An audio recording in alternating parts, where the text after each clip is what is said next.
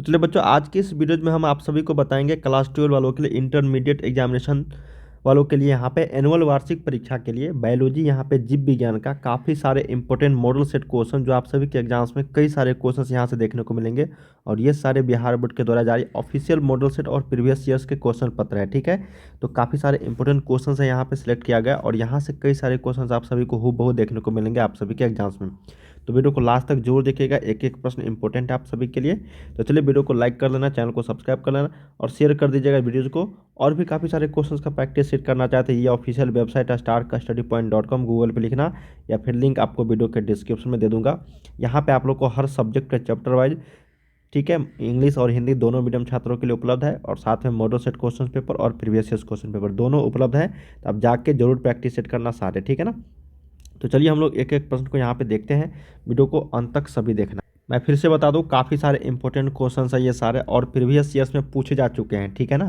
तो चलिए हम लोग यहाँ पे पहला प्रश्न देखते हैं क्या कहा गया है। कहा गया है कि इनमें से कौन सा नर युग्मक से संयोजन कर भ्रूणपोष बनाता है। देखिए, ठीक है, पहला प्रश्न हमारे पास कि ये चार ऑप्शंस में से कौन सा ऐसा नर युग्मक से संयोजन कर भ्रूणपोष बनाता है। अनिषेचित अंड, सहायक कोशिका, एंटीपोडल्स या फिर द्वितीयक केंद्रक। तो इसका सही उत्तर हो जाएगा सेकेंडरी केंद्रक, सेकेंडरी न्यूक्लियस, द्वितीयक केंद्रक। एक का डी ऑप्शंस यहाँ पे राइट हो जाएगी। द्वितीयक केंद्रक नर युग्मक से संयोजन कर भ्रूणपोष बनाता है, ठीक है, तो एक का सही उत्तर आपको डी के साथ चलेंगे। चलिए अगला प्रश्न देखते हैं। सेकेंड नंबर क्या कहा गया कि स्तनधारी के शुक्राणु के मध्य भाग में क्या पाया जाता है। बहुत ही इंपॉर्टेंट प्रश्न है ये। कहा गया है कि स्तनधारी के शुक्राणु के मध्य भाग में क्या पाया जाता है। तो केंद्रक, रसधानी, माइटोकॉन्ड्रिया या फिर सेंट्रियोल। तो देखिए, स्तनधारी के शुक्राणु के मध्य भाग में माइटोकॉन्ड्रिया पाया जाता है। क्या पाया जाता है? माइटोकॉन्ड्रिया। तो दो का यहाँ पे सी सही उत्तर हो जाएगी। थर्ड नंबर प्रश्न हमारे पास है कि एक जीन जोड़ा दूसरे जीन जोड़े के प्रभाव को दबा देता है, इस घटना को हम लोग क्या कहते हैं। देखिए क्या कहा गया कि एक जीन जोड़ा दूसरे जीन जोड़े के प्रभाव को दबा देता है, तो इस घटना को हम लोग बोलते हैं प्रभाविता। क्या बोलते हैं? प्रभाविता बोलते हैं। तो ऑप्शन नंबर यहाँ पे 3 का बी के साथ चलेंगे। चलिए अगला प्रश्न देखते हैं। फोर्थ नंबर क्या कहा गया है। कहा गया है कि डीएनए अणु में साइटोसिन 18% है, तो एडेनिन का प्रतिशत क्या होगा। देखिए, डीएनए के अणु में साइटोसिन अगर 18% है तो एडेनिन जो होगा वह 64% होगा। ये प्रीवियस ईयर्स में लगातार कई बार पूछे जाने वाले प्रश्न हैं, इसलिए इस डाटा को हूबहू सेम टू सेम दे दिया जाता है बोर्ड परीक्षा में। तो आपको याद रखना है कि डीएनए अणु में साइटोसिन अगर 18% है तो एडेनिन का प्रतिशत 64% होगा।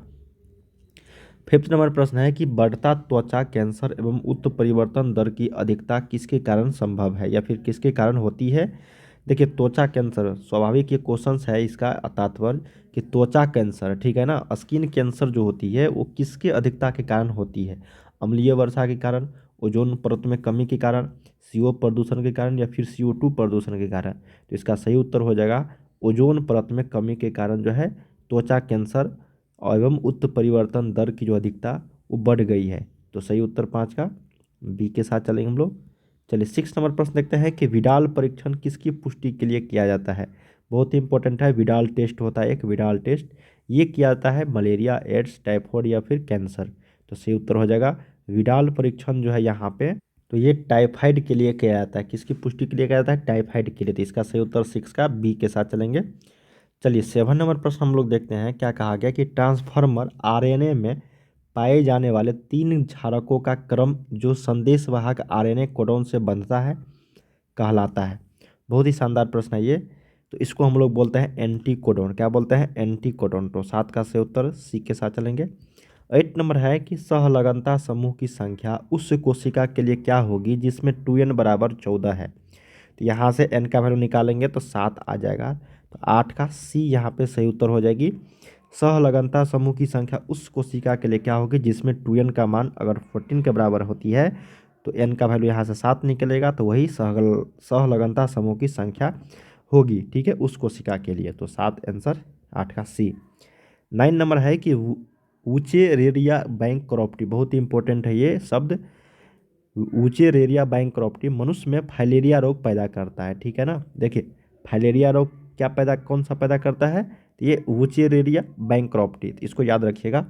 यह किस समूह का है? यह प्रोटोजोआ है, विषाणु है, जीवाणु है या फिर हेलमिंथ है? तो याद रखना होगा सभी को, ये हेलमिंथ है। क्या है? हेलमिंथ। तो सही उत्तर 9 का डी के साथ चलेंगे। 10 नंबर है कि अत्यधिक एल्कोहल लेने से शरीर का कौन सा अंग सबसे ज़्यादा प्रभावित होता है? बहुत ही इंपॉर्टेंट है कि अत्यधिक एल्कोहल अगर कोई व्यक्ति लेते हैं तो सबसे पहले उसका यकृत जो होता है, लीवर, ये कमज़ोर होता है, सबसे ज़्यादा प्रभावित होता है। तो 10 का सही उत्तर बी, जिसको लीवर बोलते हैं, लीवर के साथ साथ किडनी भी इसको खराब होता है। ठीक है ना, 10 का बी। चलिए 11 नंबर है कि जिबरेलिन क्या है? देखिए बच्चों, जिबरेलिन जो है एक हार्मोन है। क्या है? एक हार्मोन है। तो सही उत्तर क्या हो गया यहाँ पे? 11 का ए। बहुत ही इंपॉर्टेंट प्रश्न है ये। जिबरेलिन क्या है? एक हार्मोन है। 12 नंबर है कि अंधापन के कुछ मामलों के इलाज में ग्राफ्टिंग हेतु दाता के आँख की कौन सा हिस्सा प्रयोग में लाई जाती है? ये कहने का ये क्वेश्चन है दोस्तों। कहा गया है कि अगर कोई व्यक्ति अपने आँख जो है वो दान अगर करती है तो आँख में जो ऐसा कौन सा भाग होती है जो उसका उपयोग किया जाता है बाद में।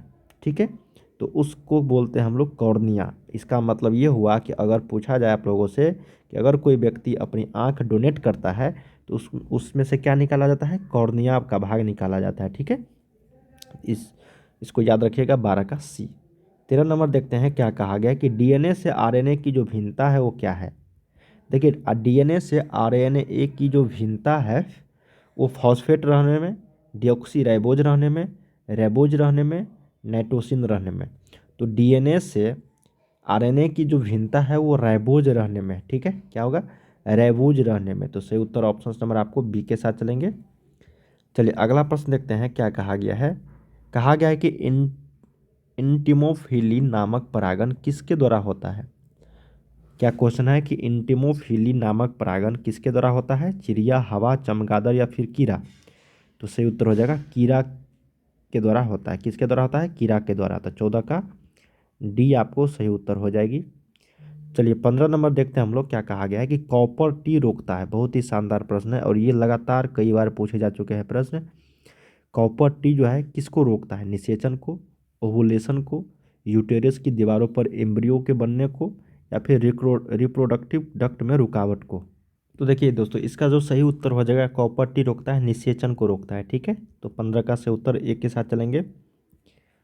अगला प्रश्न देखते हैं 16 नंबर। क्या क्या प्रश्न कहा गया है कि मेंडल के नियम का एक अपवाद क्या है? देखिए मेंडल के जो नियम थे उसमें एक उपवाद था दोस्तों, वो था सहलगनता। क्या था? सहलगनता। तो इसको 16 का सी सही उत्तर हो जाएगी। 17 नंबर देखते हैं कि निम्नलिखित में से कौन यौन संचरित रोग है? महिला संचरित रोग, टाइफाइड, मलेरिया, हैजा? ये सही उत्तर हो जाएगा सिफिलिस। क्या है? एक यौन संचारित रोग है। तो सही उत्तर 17 का डी।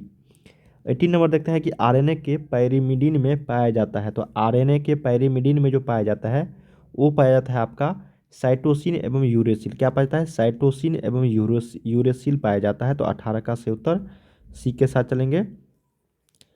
19 नंबर देखते हैं कि ट्रिपल एंटीजन टीका का उपयोग नहीं होता है। क्या क्वेश्चन है कि ट्रिपल एंटीजन टीका का उपयोग नहीं होता है किसके लिए? तो सही उत्तर हो जाएगा आपका टाइफाइड के लिए। किसके लिए? टाइफाइड के लिए। तो 19 का सी यहाँ पे सही उत्तर हो जाएगी। 20 नंबर देखते हैं कि पीसीआर विधि आवश्यक है। देखिए पीसीआर जो विधि होता है वो किसके लिए आवश्यक होती है? तो डीएनए संवर्धन में। डीएनए संवर्धन में पीसीआर विधि आवश्यक होती है। तो 20 का यहाँ पे डी आपका राइट हो जाएगी। 21 नंबर देखते हैं कि निम्न में से कौन सी ग्रीन हाउस गैसें नहीं है? क्या प्रश्न है कि निम्नलिखित में से कौन सी ग्रीन हाउस गैस नहीं है? मीथेन, क्लोरोफ्लोरोकार्बन, CO2 या फिर नाइट्रोजन? तो 21 का जो सही उत्तर हो जाएगा नाइट्रोजन। क्या हो जाएगा आपका? नाइट्रोजन राइट आंसर हो जाएगी 21 का डी।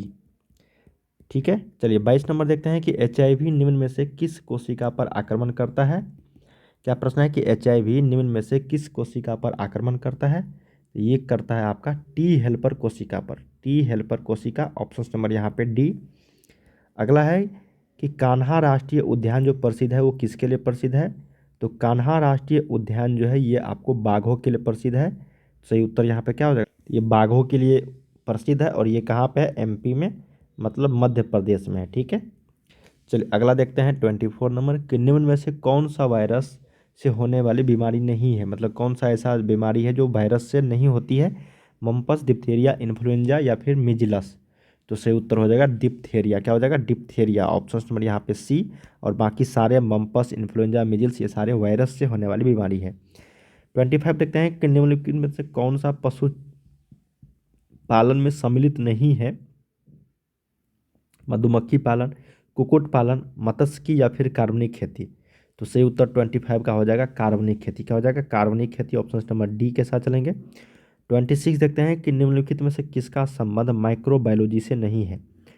ठीक है, Louis Pasteur, Stephen Hales, JD Watson, Robert कॉच।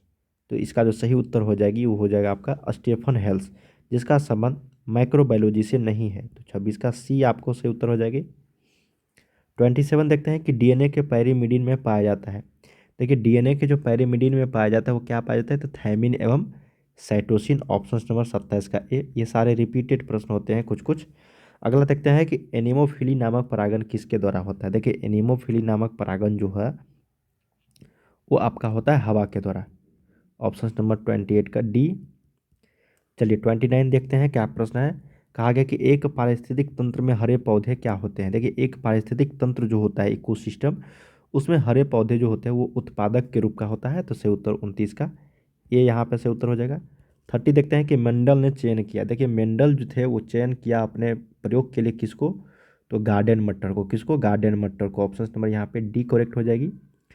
31 देखते हैं कि निम्न में से कौन एक लिंगी है? एक लिंगी, सरसों, पपीता, गुड़हल या फिर इनमें से कोई नहीं। तो पपीता जो है ये एक लिंगी है आपका। 31 का सी। चलिए 32 देखते हैं क्या कहा गया है कि निम्नलिखित में से कौन आहार श्रृंखला सही है? मतलब कौन सी आहार श्रृंखला यहाँ पे राइट है वही बताना है। घास, गेहूँ, आम। क्या घास को गेहूँ खाएगा? नहीं। गेहूँ को आम खाएगा? ये तो गलत है। दूसरा ऑप्शन देखते हैं घास, बकरी और शेर। हाँ यही इसका राइट आंसर हो जाएगा, क्योंकि घास को बकरी खाएगा और बकरी को क्या खाए, कौन खाएगा? तो शेर खाएगा। ठीक है, बाकी यहाँ देखो बकरी, गाय और घास, कभी बकरी को कभी गाय खाएगा क्या? नहीं, तो ये भी गलत। घास, मछली और बकरी, घास को कभी मछली खाता है? नहीं। बकरी कभी मछली खाती है? नहीं, तो ये भी गलत। यही इसका क्या हो गया? इकोसिस्टम मतलब आहार श्रृंखला, ये सही है। तो यहाँ पे 32 का डी बी सही उत्तर हो जाएगी। 33 देते हैं गोल्डन सुनहरा धान में कौन सा विटामिन पाया जाता है? देखिए गोल्डन सुनहरा धान में जो है विटामिन पाया जाता है वो पाया जाता है आपका विटामिन ए। तो ऑप्शन नंबर यहाँ पे 33 का ए आंसर हो जाएगा राइट। 34 देखते हैं कि गिर अभ्यारण्य किस लिए प्रसिद्ध है? तो गिर जो है वो गुजरात में है। ये आपका प्रसिद्ध है शेरों के लिए। किसके लिए? शेर के लिए, लायन के लिए अक्सर। अगला है कि न्यूक्लियोसाइड क्या है? देखो न्यूक्लियोसाइड जो है ये आपका शुगर और एक नाइट्रोजन युक्त बेस होती है। तो 35 का सही उत्तर आपको एक के साथ चलेंगे। बच्चों यहाँ पे हम लोगों ने 1 से लेकर 35 तक क्वेश्चंस किए हैं जो आप सभी के एग्जाम्स के लिए काफ़ी वीवीआई थे। और यहाँ से आप लोगों को कई बार क्वेश्चंस पूछे जाने की संभावना है और लगातार पूछे जा रहे हैं प्रीवियस ईयर्स में।